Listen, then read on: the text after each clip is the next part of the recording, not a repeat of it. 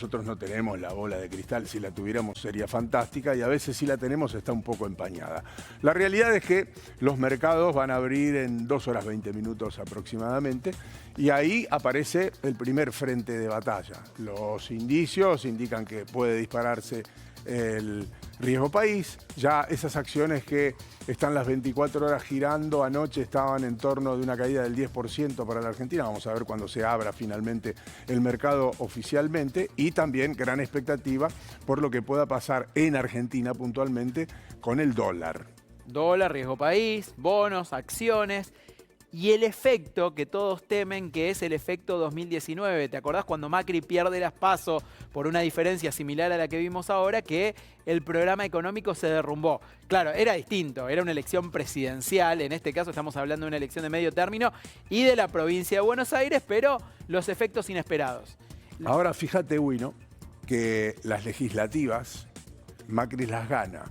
Macri llega a la presidencia de la Nación, gana las legislativas, intenta las reformas en el Congreso, se dieron aquellos conocidos y recordados incidentes de las toneladas de piedra que siempre menciona el macrismo, y después empieza un cambio de actitud en el gobierno que lo lleva a la derrota y algunos problemas económicos, claramente, que lo llevan a la derrota en las PASO.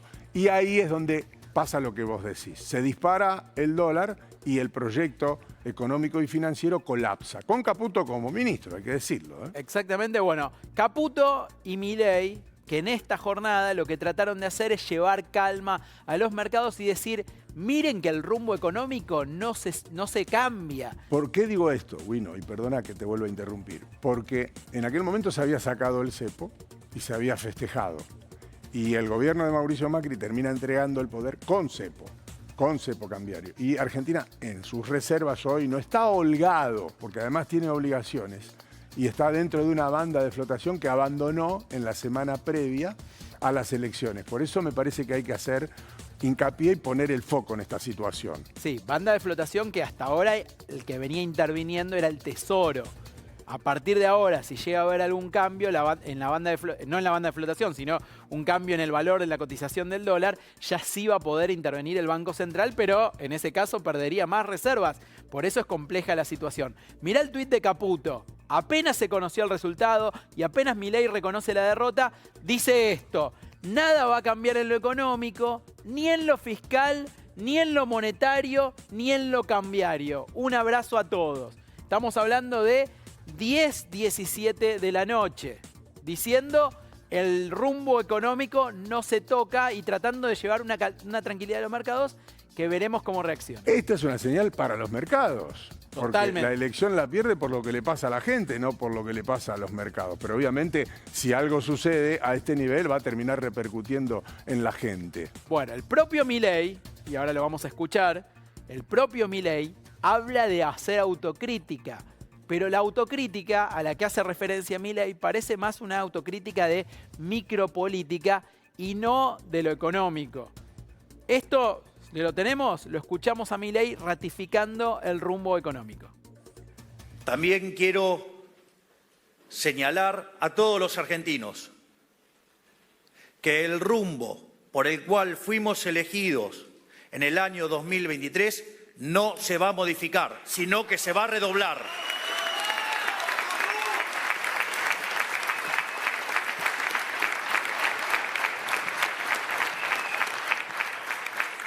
Vamos a seguir defendiendo con uñas y dientes y con todo lo que tengamos el equilibrio fiscal.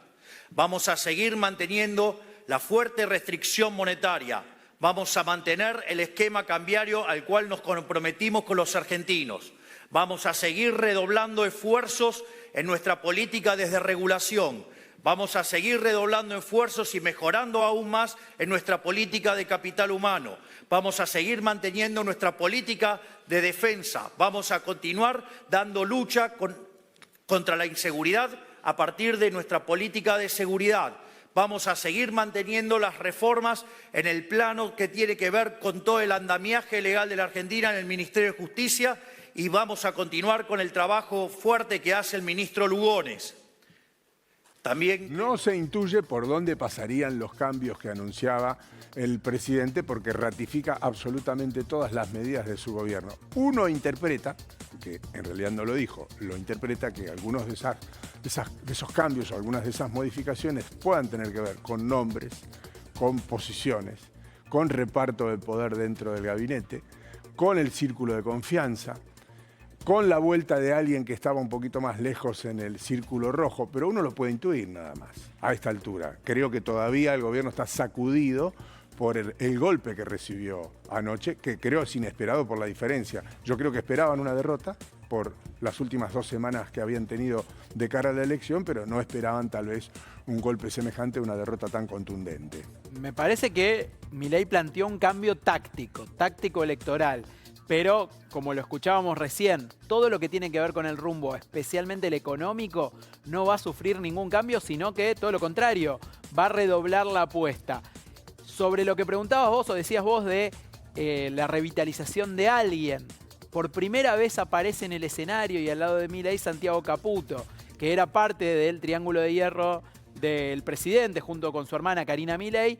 Bajó sus acciones en los últimos meses y ahora vuelve a subir. Y un dato más, no estaba Guillermo Francos. Dijo que tenía un tema personal, pero por lo menos es para mirarlo con atención por qué el jefe de gabinete no estaba en el escenario. Aquí es interesante analizar que la estrategia política a nivel nacional y por supuesto también en la provincia de Buenos Aires la llevó adelante Lule Menem, Martín Menem, Karina Milei y en la provincia de Buenos Aires particularmente Sebastián Pareja, que fue el armador.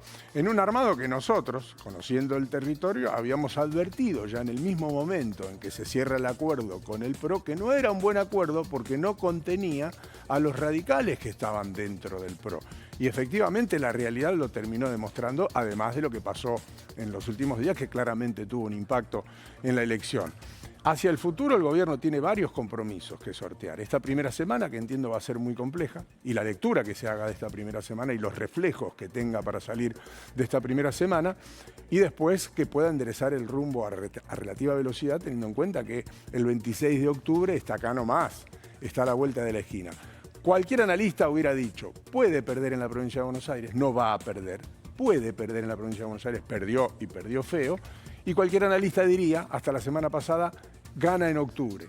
Ahora, después del impacto de la provincia de Buenos Aires, yo creo que nadie se aventura hoy a asegurar que el gobierno puede ganar en octubre, porque además el escenario es volátil, no el escenario político, el escenario argentino es volátil. A partir de ahora todo está abierto, pero también hay que decir, a partir de ahora empieza otro partido, un partido que va a ser diferente.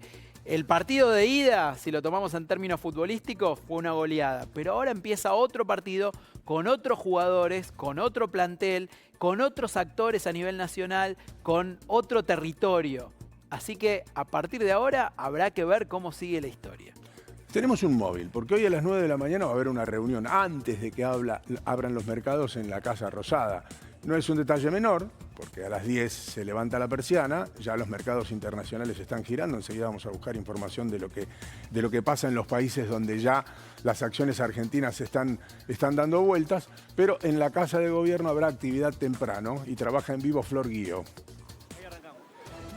Exactamente, Guille. Estamos aquí en la puerta de la Casa de Gobierno, en la Plaza de Mayo. Como vos bien decís, cerca de las 9 de la mañana está convocada una reunión por el presidente Javier Milei, quien va a reunirse aquí con sus ministros luego de haber admitido en el día de ayer la derrota por casi 14 puntos de La Libertad Avanza en la provincia de Buenos Aires.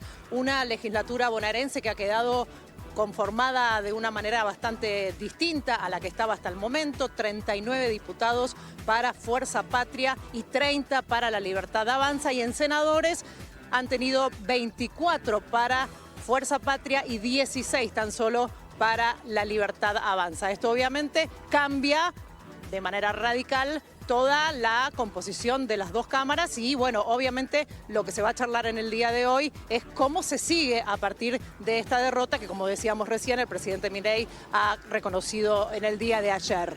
A las 9 de la mañana entonces va a tener una reunión aquí en el gabinete, en la Casa Rosada.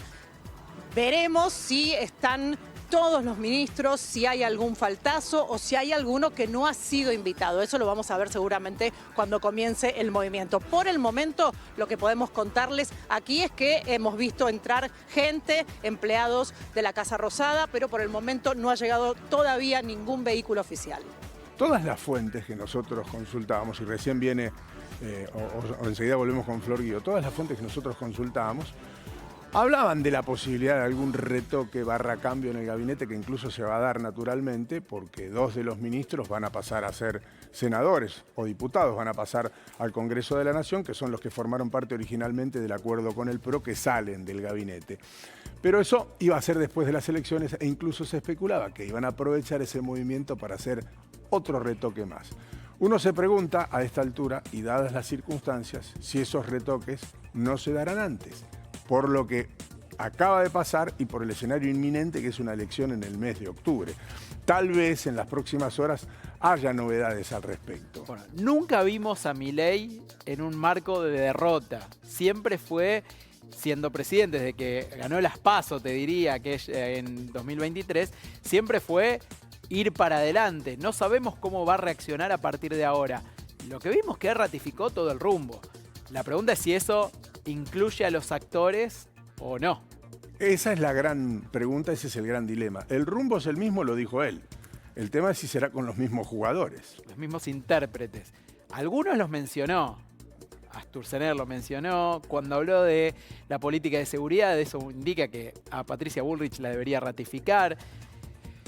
Tenés ahí algunas pistas, pero ¿qué pasa con Caputo, por ejemplo? Ahora vamos a preparar también lo que dijeron en el peronismo, porque nos hemos concentrado en el análisis, en el impacto que sufre el gobierno, pero no hemos hecho foco en el acierto, en la estrategia de Axel Kicillof, que en su momento fue muy criticado, resistido.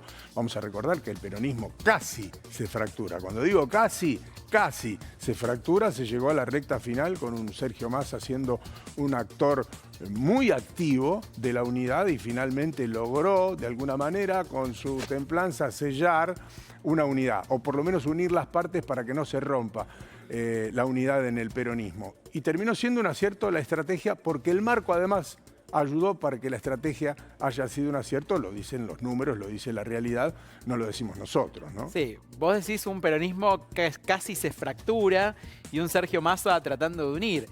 Lo que vimos ayer, más allá del triunfo, también fue un peronismo fracturado. Porque la Cámpora no estuvo en el escenario mayoritariamente. Máximo Kirchner estuvo con Cristina Kirchner en San José 1111, donde se hizo además un acto también, o una mini concentración popular. Y Sergio Massa sí arriba del escenario, junto a Axel Kicillof, y un poquito más retirado, más al costado, entendiendo que el protagonismo en ese momento era el de Axel Kicillof. Pero las tensiones existen. Es que existieron, existen y existirán. Lo que han comprendido muy bien era el desafío del poder, que impedía que sigan con esa tensión, que en una fractura hubiera sido claramente una derrota por los porcentajes que vimos. El presidente o el partido del presidente mantuvo un 33% de piso, que es más o menos lo que sacó en la primera vuelta, votos menos, y el peronismo unido sacó prácticamente el mismo término porcentual que en la segunda vuelta electoral, lo que le llevó a una derrota, pero con un piso techo de 46,7%, que es muy alto. Es muy difícil de derrotar con ese piso, ¿no? Sí, y la otra variable es que, siguiendo con estos números, es que a Milei o a la Libertad Avanza no le sumó o no le habría sumado demasiado la alianza con el PRO, porque tampoco le sumó ese porcentaje porque de no votos. fue una alianza real. La alianza con el PRO fue la partida de algunos dirigentes con o sin la anuencia de Mauricio Macri, que de hecho no estuvo en la campaña, y fue un maquillaje de una ruptura, de gente que dijo, mira, yo me voy para allá, me dejes o no me dejes. Entonces, bueno, le dieron un marco formal, pero en términos tácticos y reales no hubo una alianza, sino que hubo la absorción de algunos dirigentes de parte de la Libertad Avanza. Por eso se llamó la Libertad Avanza y por eso fue violeta. Si hubiera sido un acuerdo político, aunque sea hubiera tenido una franjita amarilla, la boleta, esa es la realidad. Y ahí están las consecuencias, dicho sea de paso. No solamente el buen armado que hizo el peronismo, que nosotros lo destacamos acá, de abajo hacia arriba, muy organizado, recién en el final, las tensiones se produjeron cuando se estaban definiendo las cabezas de las listas, pero todo lo demás estaba resuelto antes, y eso es lo que por ahí no pudo ver el gobierno. A mí